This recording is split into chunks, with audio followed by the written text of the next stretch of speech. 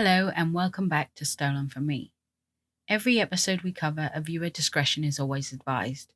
And as you know, my channel is not recommended for children due to the content that we cover. Today's case, we are going to Brisbane in Australia. And this is the heartbreaking case of Hannah Clarke. Sue and Lloyd Clarke recalls at 8 months old, Hannah would crawl around the family home. And by 10 months old, she was running around the house. She loved being on her feet at all times. As Hannah got older, she became a well-loved member of the community. She would attend gymnastics club and later go on to teach classes to young children. She would also discover her love for trampolining. Hannah had an incredible talent. She would represent Queensland and go on to become a champion trampolinist for 4 years running, which she won gold and silver medals for. Hannah and her family was incredibly proud of this. Hannah went on to work at the Police Citizen Youth Club, teaching gymnasts to young children there. And in 2009, she met an older man who would regularly attend with his son. Rowan Baxter was 30 years old at the time, and Hannah was just 19. Baxter would come over and talk to Hannah, and he told her that he was a single dad. This was completely false, as he was married to the mother of his son. Baxter worked as a high-end personal trainer, and he had also previously played for the New Zealand Warriors rugby team. Hannah and Baxter found their love for sport something they had in common, and Baxter moved incredibly fast and swept Hannah off her feet. In 2011, he actually proposed to Hannah, and by 2012, the pair were married. Baxter, of course, was charming at the beginning, and he would help her and her parents with anything they needed. He was relatively well liked in the first 4 years. But things changed. It's said that Baxter's personality changed in his marriage, like a switch being turned on. And there was always little things that he did, but they went so easily unnoticed at first. And then he would become more controlling. He would start with things like what Hannah wore, who she spoke to, and where she went.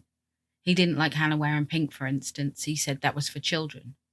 Hannah was a strong, confident young woman, but she started to doubt herself. They would go on to have 3 children together. 2 girls and a boy, Aaliyah, Liana, and Trey. Baxter started to isolate Hannah from her family, and then he would turn to her friends. Hannah was a keen gymnast, like I said, and she was well known and liked in that circle. But Baxter certainly wasn't happy with the amount of friends she had, and so this changed. Because Hannah and Baxter had such a passion for fitness, they both jointly ran a CrossFit gym together, and they did this for several years. It was successful, and it was called Integrate. Now, the male clients would always come up to Hannah or Baxter, but when they came up to Hannah, they would talk about fitness and like routines and just general chit-chat like you do. But Baxter saw this and he hated it.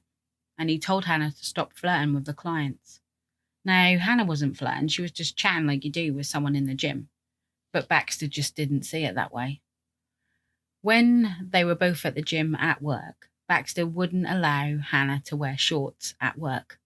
She was allowed to wear them when no one was there, and she was just with Baxter and her children, but not if she was working and there was other people in the gym. He would not let her show her legs off.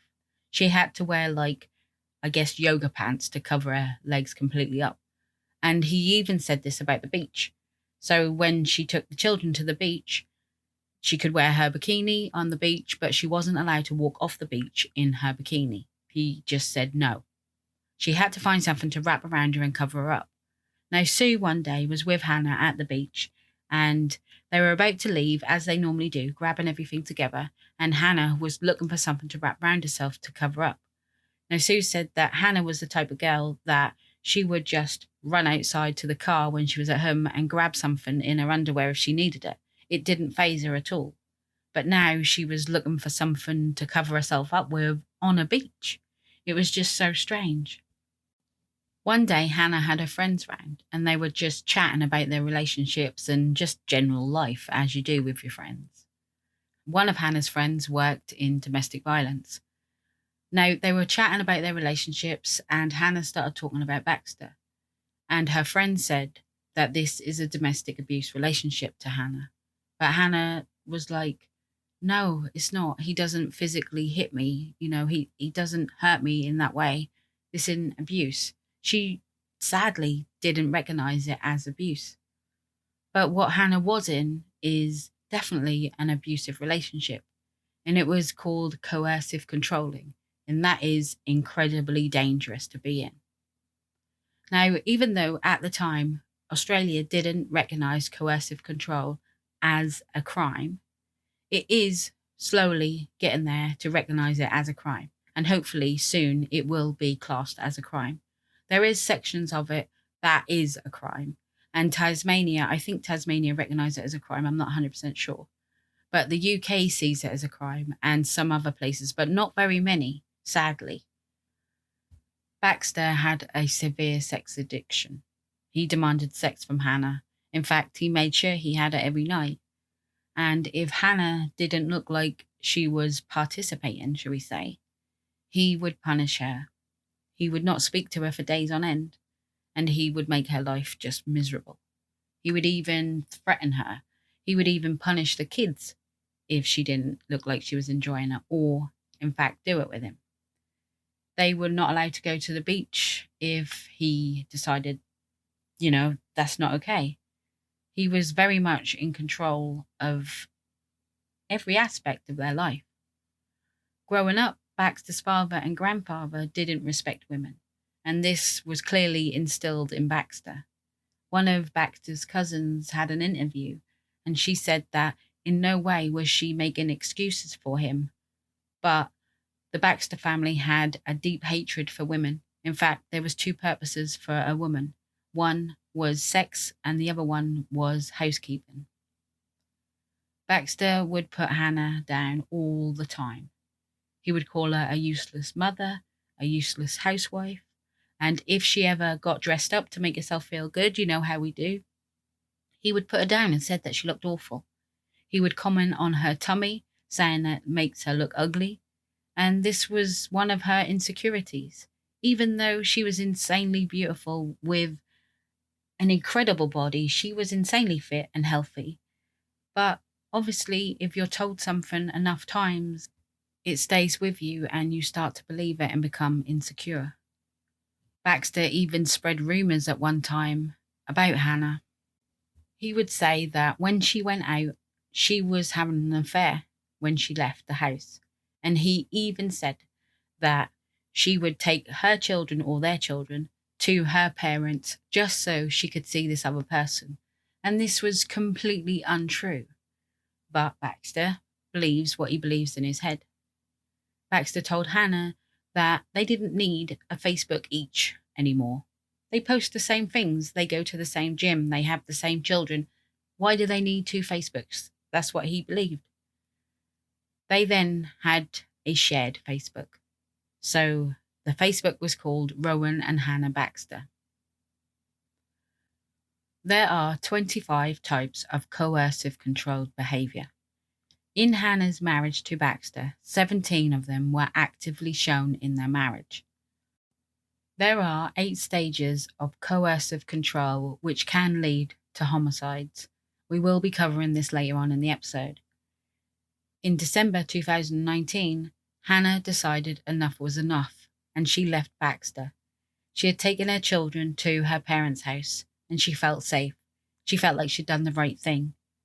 Although she hadn't told Baxter that she wanted a divorce yet, she did tell him that she needed a break. She was frightened to tell him the truth. Hannah always worried because Baxter told her one day that when he was previously married, when his wife wanted to leave him, he said that he would kill her and his son. So this always stayed with Hannah. Hannah messaged her friend. Hannah said, "I'm so glad I got out when I did. I'm okay, I'm struggling, but I know I made the right decision. I'm safe, I'm with my parents who are very, very normal. I'm just so glad I got out when I did. Thank you for reaching out to me," speaking to her friend. Baxter would always threaten to take Hannah's children away from her and that was her biggest fear.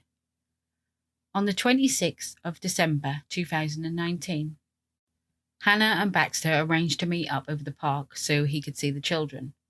And they had a nice time over the park, really. They were playing with the kids. And then when it was time to leave, Hannah was grabbing everything that she had to get ready and put into her car and making sure that the kids hadn't left anything behind like you do.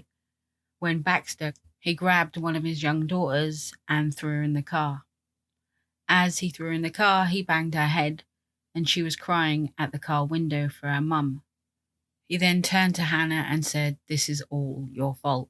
When he took her daughter, this led to Hannah going to the police, and then she agreed to get out a DVO. It would be 4 days later until Hannah's daughter was returned to her. Baxter didn't listen to the DVO and broke the conditions on several occasions. He refused to take advice from his lawyer when Hannah had offered him custody of their children for 165 days a year. Baxter said no. Baxter is still with the DVO against him, but he threatened Hannah with intimate photographs in her underwear. He had printed A4 copies of these photos of Hannah in her underwear, and he placed them all over his car in the inside.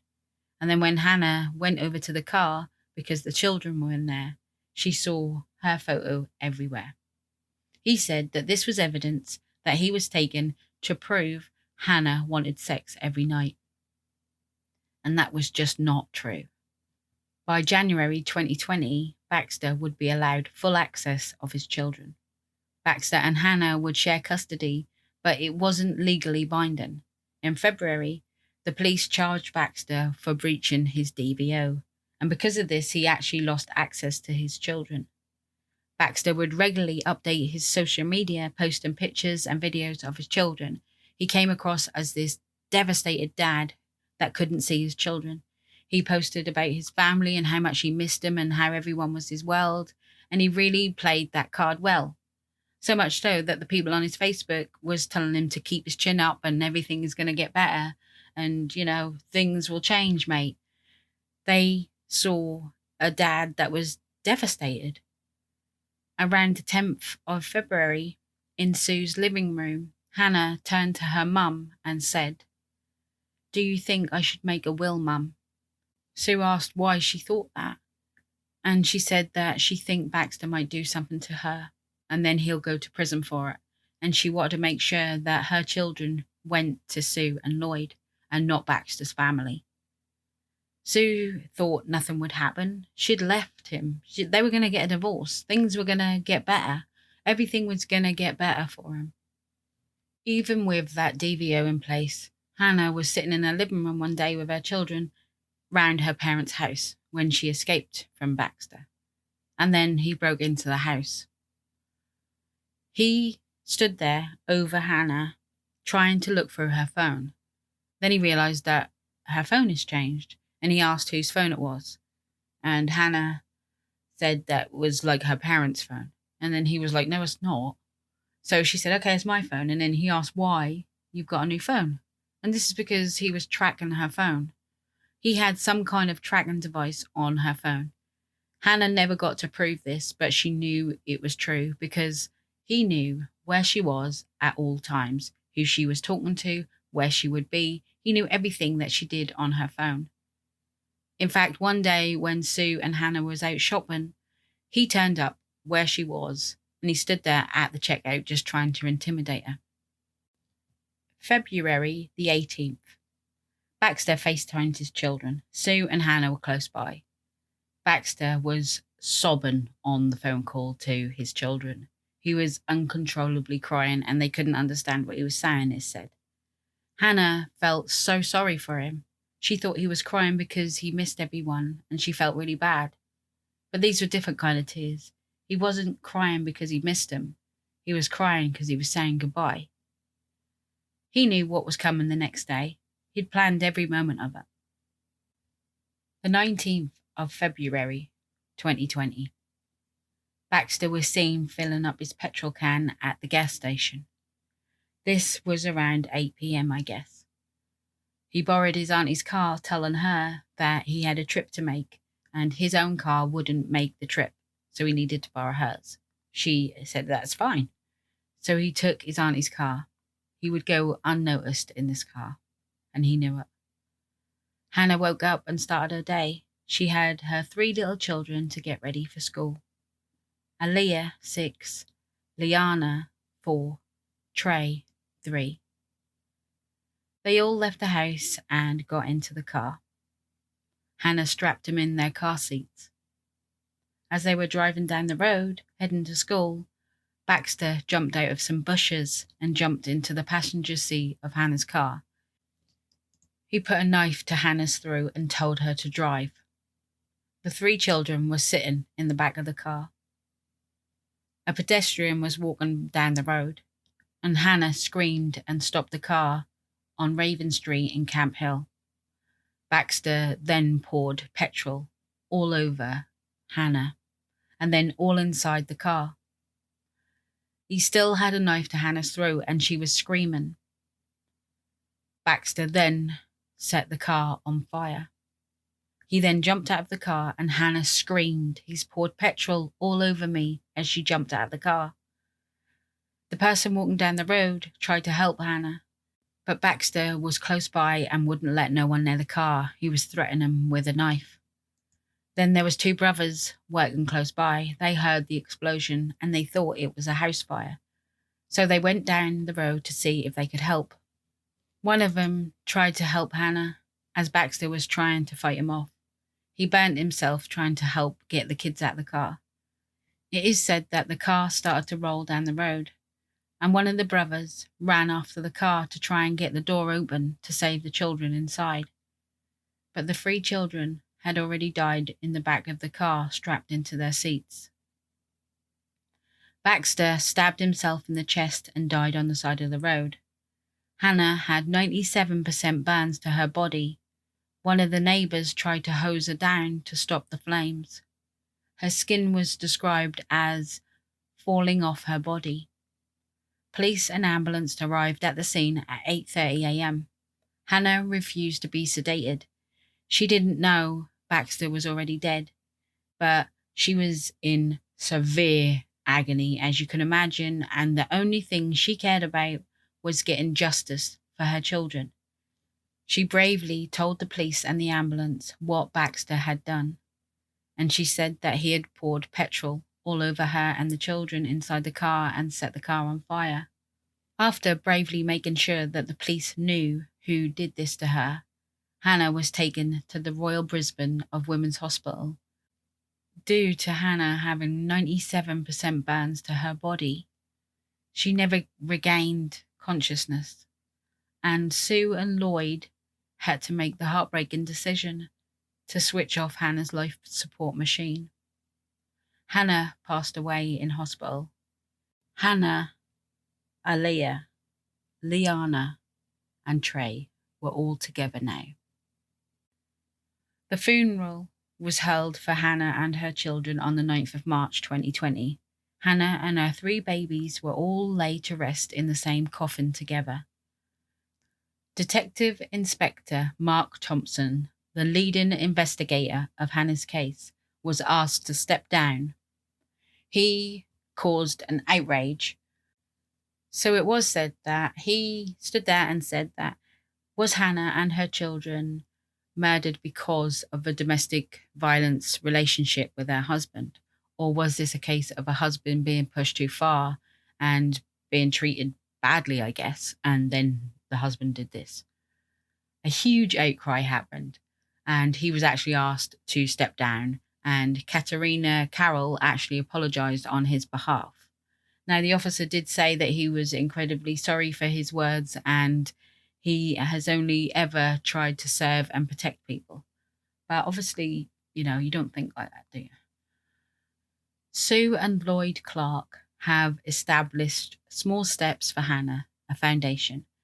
They were hoping to raise awareness of control in relationships and domestic violence and coercive control in relationships. Now, they want it to become a criminal offence in Australia, and it looks like it is going to happen.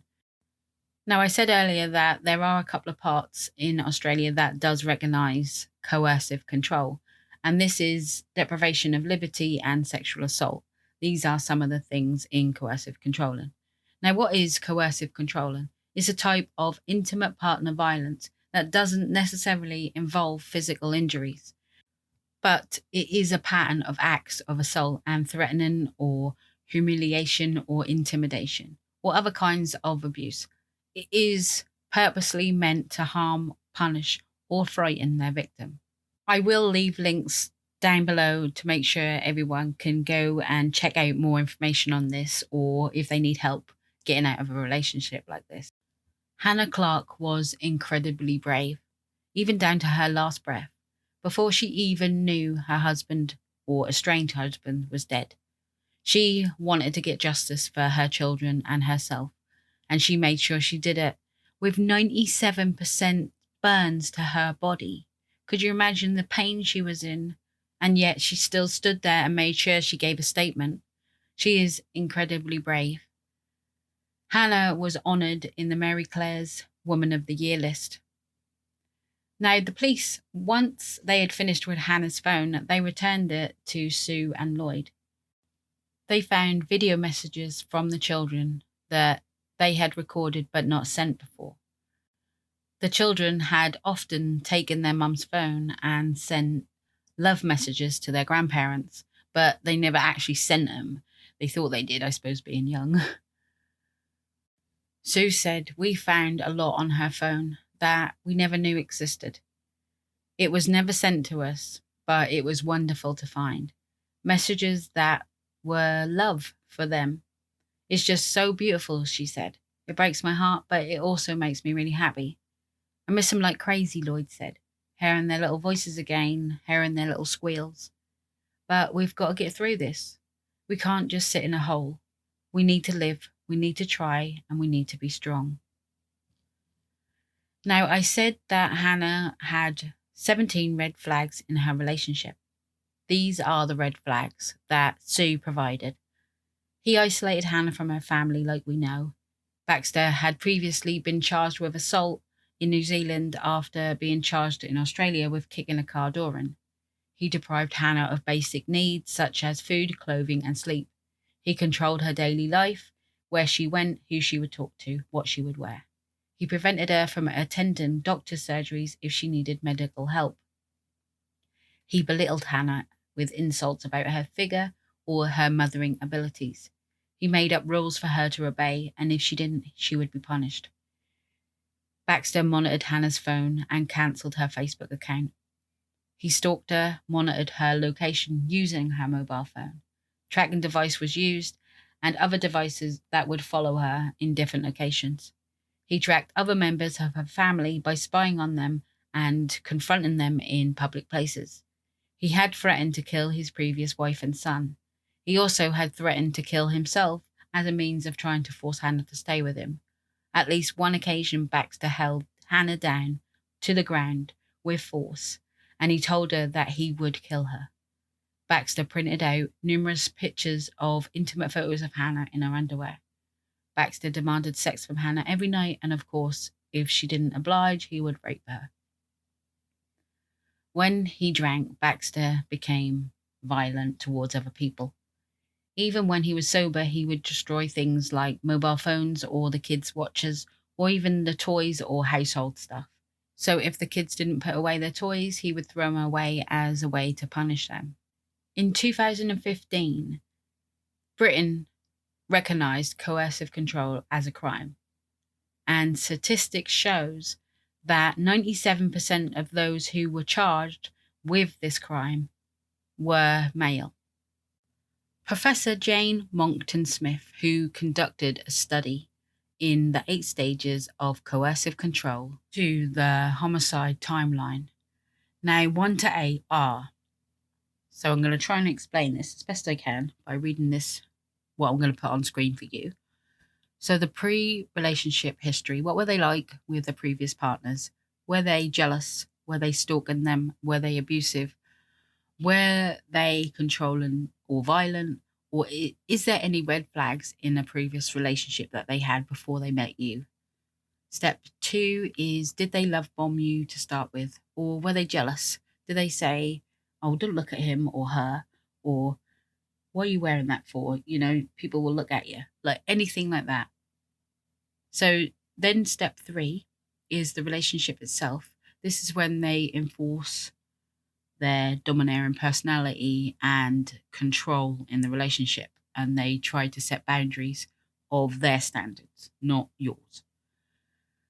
So stage 4 is the most important part of all 8 stages, as believed. So it's said that at stage 4, the triggers. So they're now feeling completely out of control in the relationship. This is when they become most dangerous, because when someone who is like this becomes out of control, they are very unpredictable. And this is when the police need to be involved. So step 4, police. Step 5 is escalation, when they are trying every trick in the book to try and get you back. So they threaten to kill himself. If you don't come back to me, I'm going to kill myself. Anything like that. Don't take that. They are violent or stalking you, anything to regain their control in the relationship. They are basically trying everything they can at this stage.